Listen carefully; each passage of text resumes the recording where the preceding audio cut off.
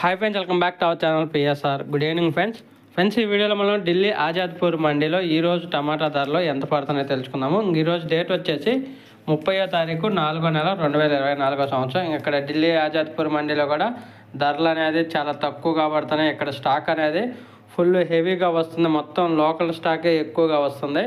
బయట రాష్ట్రాల నుంచి అయితే చాలా తక్కువగా వస్తుంది. ఢిల్లీ సరౌండింగ్లో లోకల్ కాయలు అయితే ఎక్కువగా వస్తున్నాయి. జిల్కా కానీ చిలక జాతి అలాగే జైపూర్ నుంచి అయితే ఈ లోకల్ కాయలు అనేది ఎక్కువగా వస్తున్నాయి.